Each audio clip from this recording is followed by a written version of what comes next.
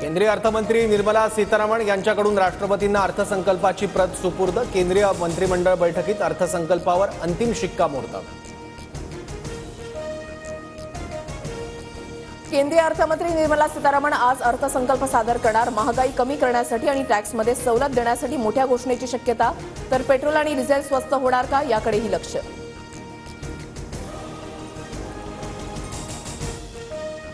यंदाच्या अर्थसंकल्पात करदात्यांसाठी नवीन स्लॅब जाहीर होणार असल्याची चर्चा। करपात्र उत्पन्नाची मर्यादा 8 लाखांपर्यंत वाढवण्याची शक्यता। जीडीपी वाढीचा दर 6.3 ते 6.8% राहण्याचा अंदाज। रिक्षा आणि टॅक्सीचा प्रवास आजपासून महागला। रिक्षाचे किमान भाडं 26 रुपये तर टॅक्सीचं भाडं 31 रुपये असणार। सर्वजण एकत्र येऊन धनंजय मुंडेंच्या मागे लागले आहेत। धनंजय मुंडेंनी किती आघात सहन करायचे? भगवानगडाचे महंत नामदेव शास्त्रींचा मुंडेंना पाठिंबा। बीड प्रकरणामध्ये धनंजय मुंडेंची पाठराखण केल्यानंतर संतोष देशमुखांचं कुटुंब भगवानगडावर जाणार। नामदेव शास्त्रींकडे पुराव्यांची फाईल सादर करणार।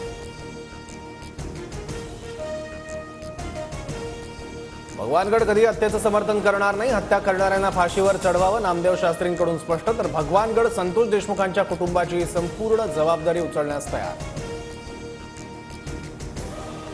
फडणवीसांना घोटाळ्यातून सीएम पद मिळालं असं राज ठाकरे म्हणतात। मग फडणवीसांचा राजीनामा घ्या। मनसेचं निवडणूक निकालावर संशय व्यक्त केल्यानंतर राऊतांचं आव्हान। जनतेवर विश्वास नाही, तुम्ही आमच्यावर शंका कसली घेता? इतना सन्नाटा क्यों है भाई? हे कधी कधी कृष्णकुंज मध्ये पण विचारा। भाजप नेते आशिष शेलार यांची राज ठाकरेंवर टीका। फडणवीस शिंदेना खोट्या गुन्ह्यामध्ये अडकवण्याच्या प्रयत्नाचं प्रकरण। तपासासाठी आयपीएस सत्यनारायण चौधरी यांच्या अध्यक्षतेमध्ये एसआयटीची स्थापना।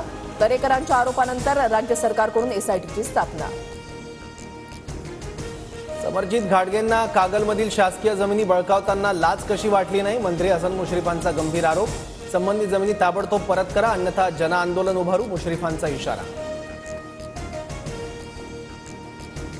शिवसेना पदाधिकारी अशोक धोंडी यांचं अपहरण करून हत्या। गुजरातच्या एका खाडीमध्ये कारच्या डिक्कीमध्ये आढळला मृतदेह।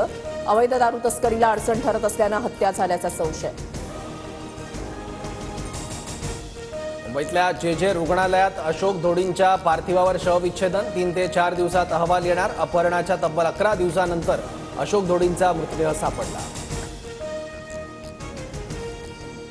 फडणवीस शिंदेना खोट्या गुन्ह्यामध्ये अडकवण्याच्या प्रयत्नाचं प्रकरण। तपासासाठी आयपीएस सत्यनारायण चौधरी यांच्या अध्यक्षतेमध्ये एसआयटीची स्थापना। दरेकरांच्या आरोपानंतर राज्य सरकारकडून एसआयटीची स्थापना।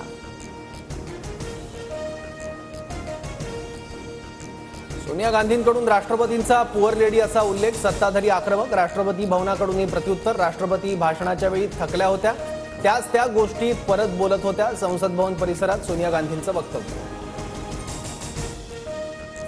सोन्याच्या दरामध्ये पुन्हा 1000 रुपयांची वाढ। सोन्याचा दर जीएसटीसह 85,181 रुपये प्रति तोळा, तर चांदी 1 लाख रुपयांच्या उंबरठ्यावर। पुण्याची वाहतूक कोंडी सोडवण्यासाठी पालकमंत्री अजित पवार ॲक्शन मोडमध्ये। 100 दिवसाच्या कार्यक्रमात वाहतूक कोंडीचा समावेश करा। महापालिकेकडील सिग्नल यंत्रणा पोलीस आयुक्ताकडे हस्तांतरित करा, अजितदारांच्या सूचना।